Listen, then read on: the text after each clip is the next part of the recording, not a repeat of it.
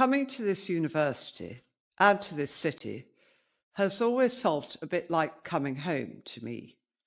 Firstly, because my father's family came from this part of Scotland. The moment Camilla faced major backlash for what many called a royal blunder during a visit with young students sent shockwaves through the palace. King Charles's reaction flipped everything upside down. The world saw a queen consort frozen in place, stiff, uneasy, and clearly caught off guard. But behind closed doors, that single moment sparked a storm that would completely shift her role in the monarchy. By 2025, palace insiders whispered that the position Camilla had worked tirelessly to secure was slowly slipping through her fingers. Her title as Queen Consort had never been fully embraced, and she was constantly under quiet fire from senior royals, especially Princess Anne and Prince William.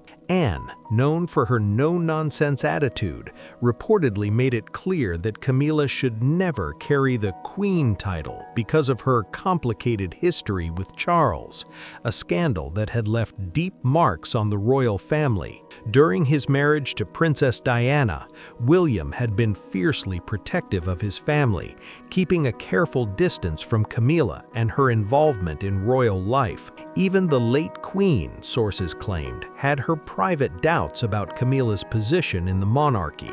For decades, Camilla appeared calm and composed in public, hiding the tension that brewed beneath the surface. Every smile and wave masked a silent struggle, one few truly understood. But everything shifted one cold December morning, a day that would become a defining moment in her royal image and personal standing forever. December 20th, 2025, the heart of the Christmas season, a time meant for warmth, joy, and family connection.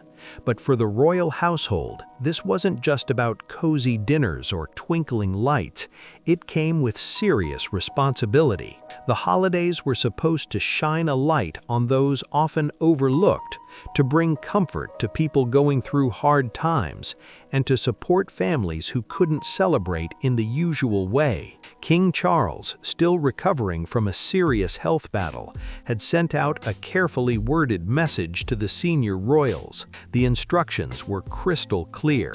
Each family member was expected to dedicate Christmas to visiting care homes, children's hospitals, nursing centers, and community shelters, places where kindness and human connection meant everything. These visits were to be quiet, sincere, and from the heart.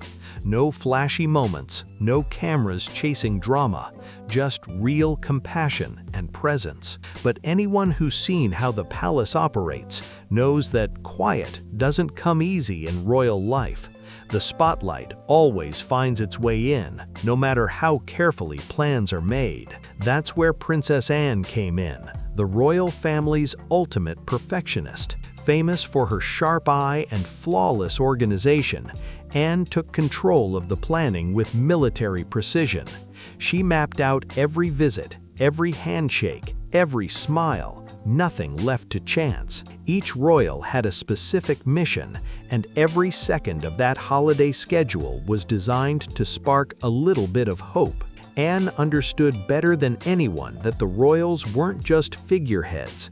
They were living symbols meant to inspire people, especially when times felt cold and uncertain. The royals had the power to make a real difference in people's lives, often in quiet ways the public never truly saw. For this special Christmas initiative, Camilla was paired with Princess Catherine for visits to a children's home and a pediatric hospital, carefully chosen for their need and the chance to bring real smiles to young faces. Prince William, meanwhile, was assigned to visit a children's care center and a military recovery hospital, places where his genuine compassion could bring comfort and calm to families going through incredibly tough moments. Other royals were sent to community shelters and rehabilitation centers, each visit planned with exact precision.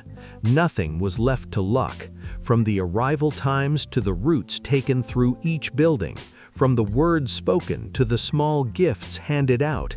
even down to the tone of voice and body language. Buckingham Palace staff were told to keep everything perfectly smooth and professional. The energy inside the palace was electric, proud, focused, and quietly buzzing with purpose. December 20th and 26th were locked in as the official visitation days for Anne, Camilla, and Catherine. In the palace corridors, you could feel the tension and excitement blending together. Staff moved in sync, determined that not a single thing would go wrong. Camilla arrived first, graceful and polished, carrying herself with that calm authority expected of a queen consort. Catherine followed right behind her, her warmth and effortless kindness lighting up the room and easing everyone's nerves. Meanwhile, Princess Anne was still doing her last-minute checks with her signature precision, watching every movement, every setup, making sure the day would unfold flawlessly. And as the doors opened, laughter from the children filled the hallways, a sound that set the perfect tone for what was supposed to be a magical day. The moment the royals stepped inside, eager faces lit up the room. The air practically sparkled with excitement and hope. Catherine instantly dropped to the children's level, chatting and laughing with them in her warm, natural way. Camilla followed, keeping her elegant composure and moving with that polished grace expected of a queen consort. Princess Anne stayed slightly in the background, her sharp eyes scanning every detail, ready to step in if anything went off script. But even with all the planning, the timing, and the flawless coordination, something unexpected was about to happen. A single, quiet moment that no one could have predicted, one that would change how people saw Camilla forever. As they made their way through the children's home, Catherine noticed a young girl standing off to the side, half hidden by a door slightly ajar.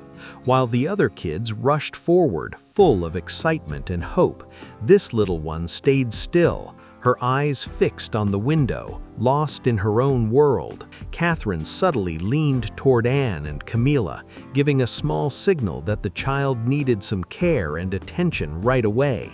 Anne understood immediately and moved into action, carefully navigating around the cameras that were quietly recording the royal visit. But Camilla froze for a second, her posture tightening, her face suddenly unreadable. Catherine stepped forward, concern written all over her face. When Camilla didn't react, Catherine leaned in and whispered quietly but firmly, "Come on, there's a child here. She needs us." Camilla finally turned her head, noticing that Anne was already approaching the young girl. A flicker of irritation crossed her face before she spoke under her breath, her tone sharp but controlled. "You don't expect me to walk into that room, do you? It's not exactly fitting for someone in my position. I am a senior royal, a queen. That deserves respect." Catherine's eyes widened in disbelief, stunned that Camilla would say such a thing in that moment. "This isn't about rank or image," Catherine whispered back, steady but firm. "It's about her. That little girl needs kindness right now. Please just step in." But Camilla stayed still, her hesitation caught on camera for everyone to see. The air grew tense as Anne noticed the small crew filming nearby. She quickly motioned for Catherine to step aside, whispering, "Careful, the cameras are rolling. If they catch this moment, the headlines will be brutal." Catherine let out a slow breath, her voice calm yet full of emotion. "It doesn't matter right now, Anne. That child needs comfort. That's what we're here for." Together, Anne and Catherine turned their focus back to the girl. Anne approached gently, her voice soft and caring as she tapped the girl's shoulder. "Hello, sweetheart," she said kindly. The child slowly turned around, revealing a face that carried visible scars, the kind that told a story of hardship and survival. Catherine crouched down immediately, meeting the girl's eyes with genuine warmth. "Hello there," she said softly. "What's your name?" "Pearl," the girl whispered, her voice trembling as if carrying months of silence and uncertainty. Anne's heart tightened, her usual composure fading for a moment as emotion filled the air. "You're safe now, Pearl," Catherine said softly, her voice warm and steady as she offered a reassuring smile. "I promise everything's going to be okay. We're right here with you." Pearl's little voice trembled as she asked, almost in a whisper, "When is Mommy coming back?" Catherine's eyes met Anne's, both women sharing a heavy, wordless glance. Anne crouched down gently, her tone calm but filled with care. "Can you tell us what happened, sweetheart?" she asked, careful not to overwhelm her. Pearl hesitated, her lip trembling before she finally spoke. "There was a fire," she said, her voice cracking. "My brother, sister, and Mommy, they were inside. I tried to help, but then everything went dark." She swallowed hard, touching her cheek lightly, as though remembering the pain she had gone through. "I was in the hospital for a long time. The burns still hurt sometimes." Anne's face softened, her composure slipping as the child's story unfolded. But Pearl wasn't finished. Her voice wavered as she continued. "Some people came and they hurt my daddy. Mommy told me he went to heaven, but I haven't seen him. They keep saying Mommy, Vivian, and Maxwell will come back soon, but it's been months." Her eyes filled with tears, her hand pointing toward the other children. "They don't play with me. They say I look scary." The heartbreak in her words hung heavy in the air. The room seemed to freeze. Catherine felt her chest tighten, and even Anne, always so composed, looked close to tears. Anne reached out, placing her hand gently over Pearl's. "Listen to me," she said softly. "You are not scary. You're strong, stronger than you know. You're brave, and you're not alone anymore. I'm here, Catherine's here, and we're going to make sure you're okay, all right?" Pearl blinked up at them, her voice barely audible. "Really?" "Yes, really," Anne whispered, smiling through the emotion as she carefully guided Pearl toward the doorway. The camera stayed silent now, capturing not scandal, but a rare human moment of compassion that no one watching would ever forget. "You're safe now, Pearl," Anne said softly, her tone full of warmth. "You're a princess, and princesses are never alone. You are cared for and you are loved." Her words wrapped around the little girl like a blanket, bringing a quiet calm to the moment. For the first time in months, Pearl didn't feel like the child marked by pain or loss. She felt seen, valued, and worthy of care and protection. Anne held Pearl's small hand firmly as they walked down the orphanage hallway, with Catherine gently keeping pace beside them. The cameras caught every step, but this time the focus wasn't on royal formality or image. It was on Pearl, her courage, and that fragile feeling of safety returning bit by bit. Catherine bent down now and then, whispering kind words that made Pearl's shoulders relax, while Anne softly reminded her, "You've already come through so much. You're stronger than you know." It wasn't rehearsed, it was real. Two women giving a frightened child something she hadn't had in a long time: comfort. By the time they reached the main hall again, something had shifted. Pearl's walk was steadier.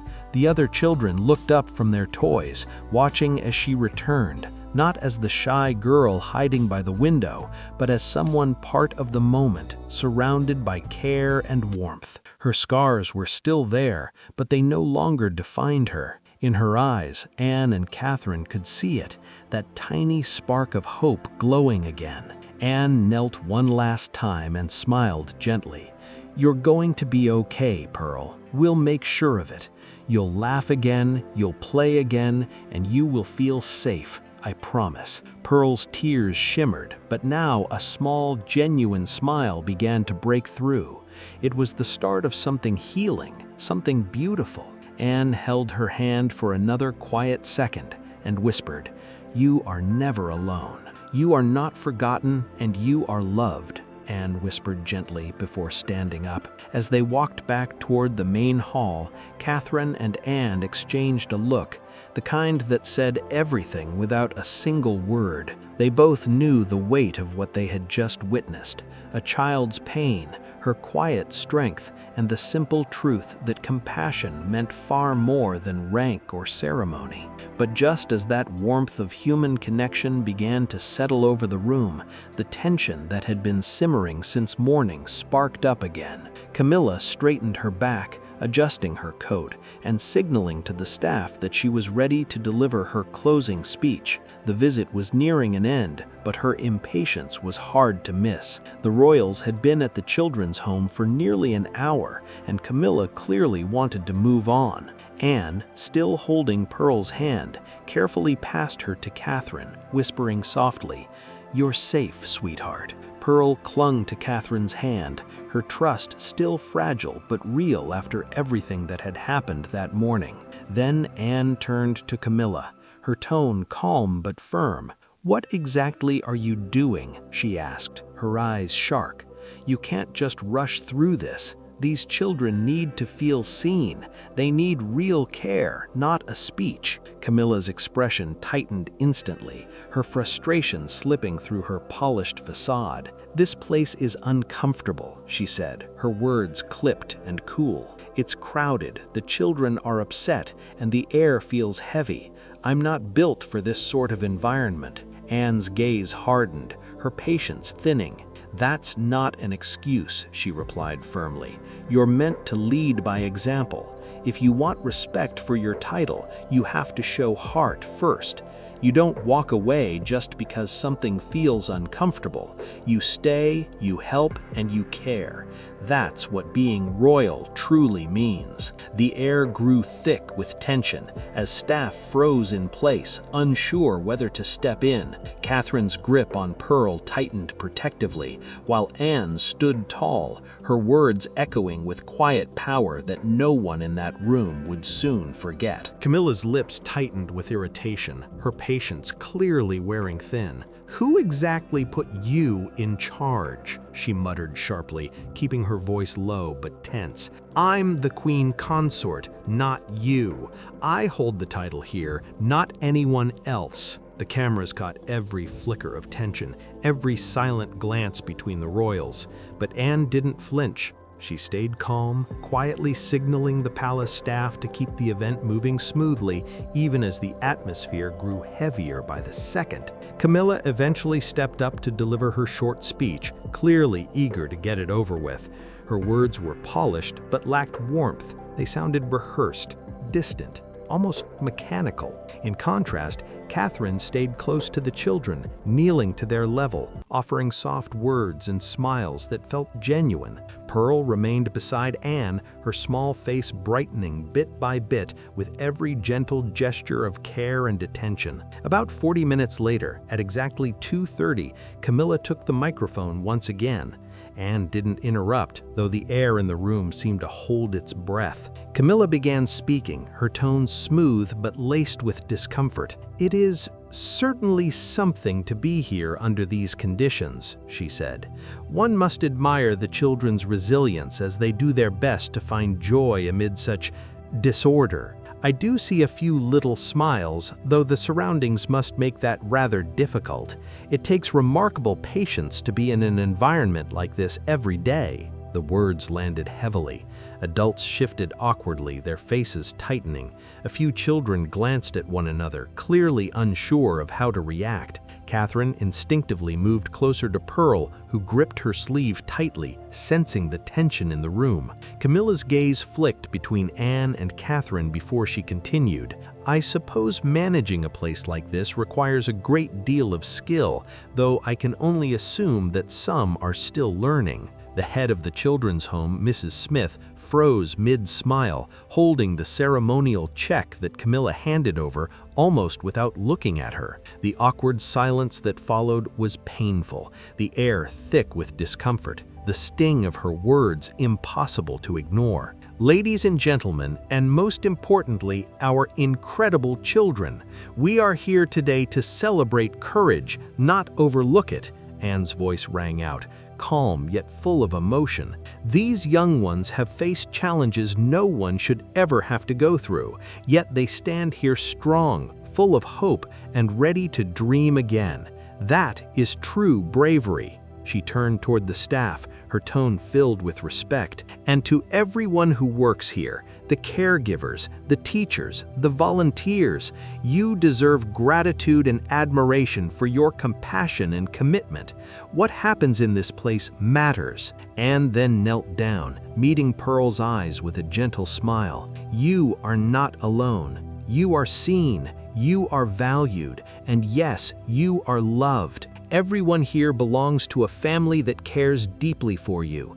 Today, we honor your strength and your spirit. Her voice grew even softer as she looked toward the other children and their guardians. Let's make sure Pearl feels welcome and safe. She's shown incredible courage, and today we celebrate her story, along with all of yours. Pearl's eyes shimmered with emotion, and soon other children began to tear up too, their faces lighting up with something that had been missing for so long: belonging. Catherine reached out, holding Pearl's hand gently and whispering, "We'll be back soon, and we'll make sure every single one of you knows how important and loved you truly are." By the time the royals prepared to leave, the energy in the hall had completely changed.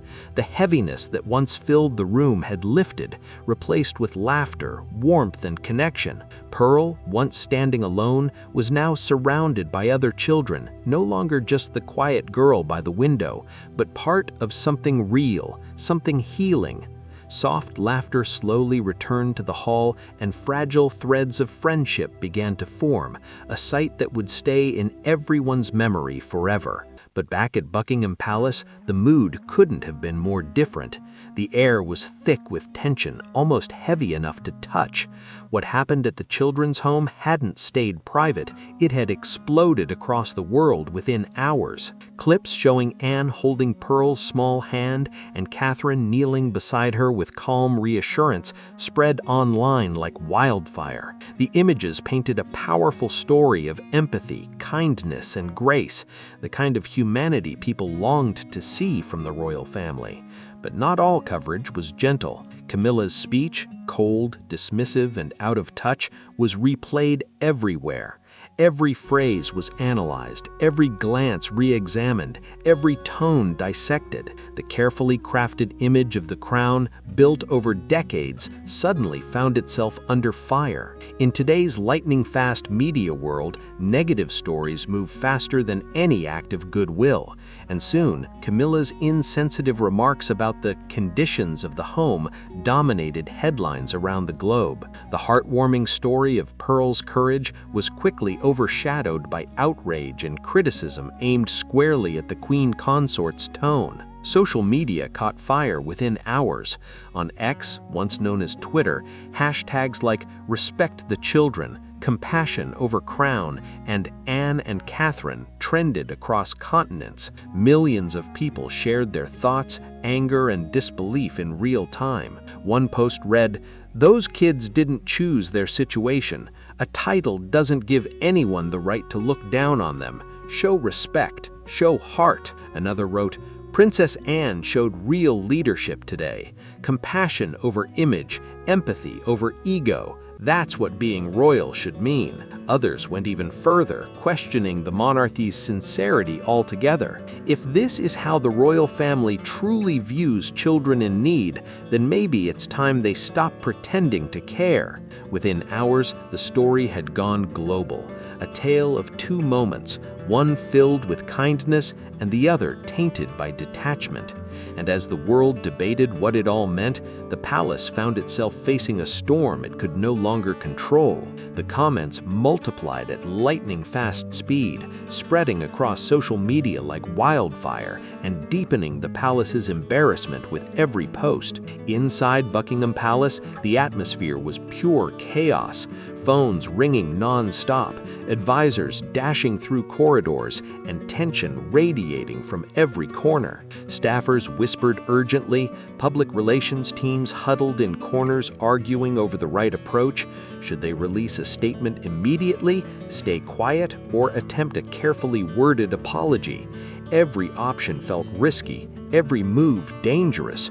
One wrong word could make things even worse. As the hours ticked by, no official response came out.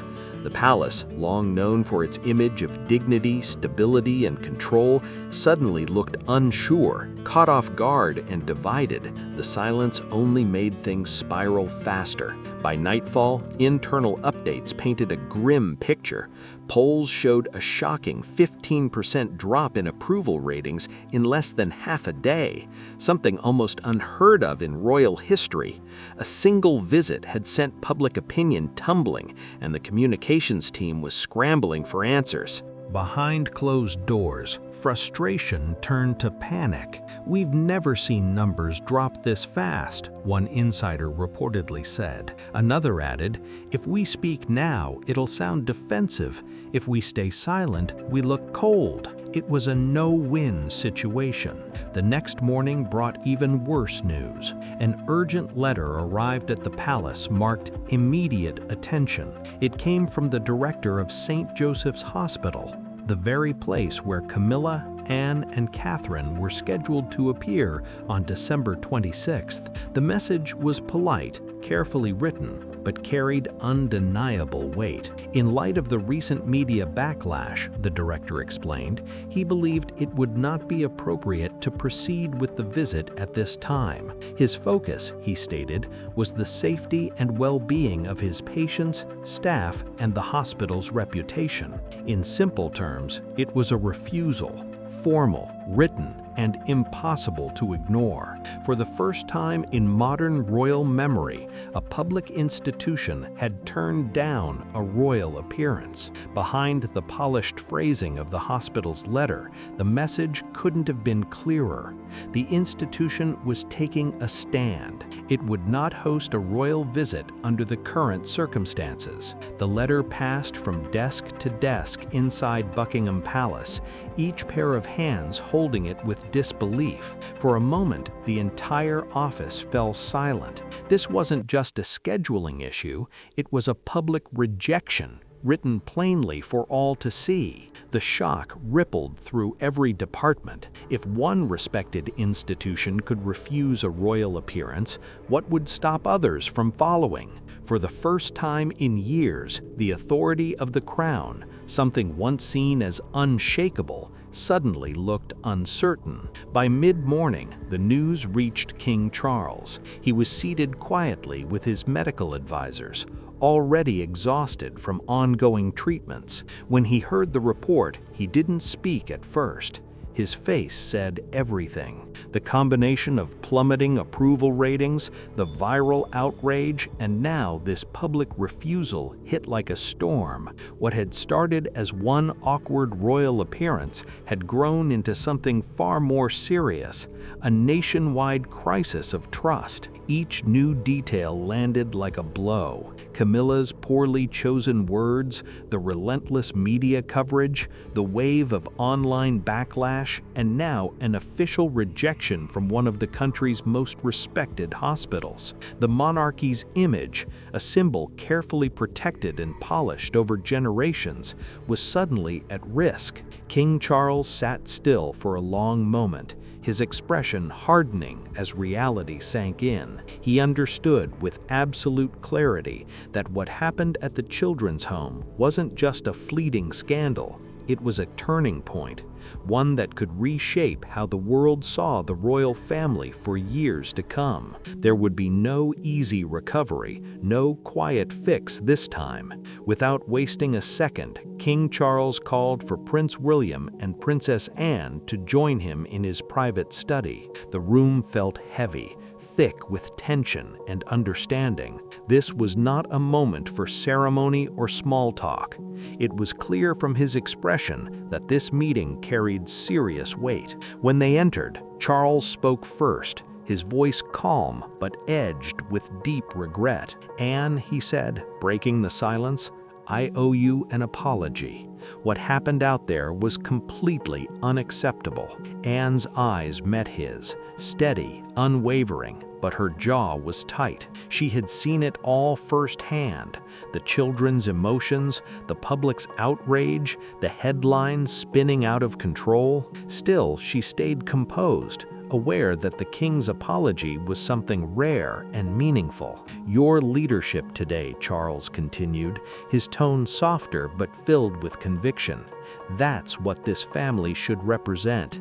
Not distance, not ego, and certainly not words that hurt those we're meant to support." The weight of his words hung in the air. Prince William remained quiet but focused, taking in every detail. He'd already seen the viral posts, the endless news coverage, the hospital's polite but devastating refusal, and he understood exactly what it meant. The monarchy's long-held influence, once seen as untouchable, was now being questioned in ways it hadn't been for generations. King Charles sat back in his chair, his shoulders heavy, rubbing his temple as if trying to ease the pressure building in his mind. The reality of it all hit him.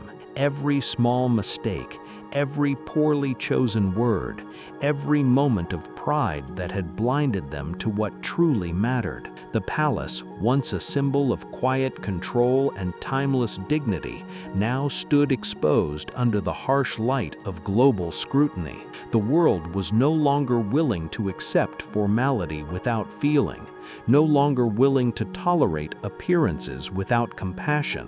King Charles exhaled slowly, the weight of leadership clear in his voice. When he finally spoke, his tone was low but firm, every word deliberate. "We will act," he said. "This isn't just about a single speech, a single visit, or one person's mistake. This is about the integrity of the monarchy itself. I will not stand by and watch it falter over one moment of carelessness." He looked directly at Anne and William, his expression steady. "You both were treated unfairly while fulfilling your duty," he said, his voice calm but carrying the weight of authority. Anne inclined her head slightly, her composure unshaken, her silence dignified. She didn't need to reply. Her understanding was clear. The apology meant more than words could express. Coming directly from the king, it carried a significance far deeper than tradition. Charles turned toward them both, his gaze sharp and unwavering, the look of a man who had weathered decades of storms and learned the cost of every mistake. "We face a choice," he said, his tone hardening with conviction. "Either we adapt, rebuild, and prove our worth through compassion and service, or we let history decide our fate." "I will act immediately," King Charles declared, his voice carrying a rare and undeniable finality. The words filled the room, echoing against the paneled walls. The silence that followed wasn't born of fear. It was the heavy calm that comes when everyone realizes history is being written in real time. "The title of Queen Consort," he continued firmly, "will be suspended effective today." The statement landed with the weight of a gavel striking wood. No one gasped, no one argued. William and Anne exchanged a single glance. They understood exactly what this meant. There was no space for debate, no time for hesitation. They both nodded quietly, their agreement rooted in loyalty and shared purpose. This wasn't about politics or power. It was about accountability, about restoring trust where it had been lost. For the first time in years, the monarchy was showing decisive action, and the symbolism of it all could not have been clearer. The three stood together, a silent pact forming between them, one built on duty, integrity, and the will to repair what had been broken. With a respectful nod, Anne and William turned and exited the room, leaving the king alone with his thoughts, but not for long. Within minutes, Charles summoned his communications and digital media teams. The staff rushed in, papers and devices in hand, the tension palpable. There were no endless debates or lengthy meetings this time. the king's mind was made up.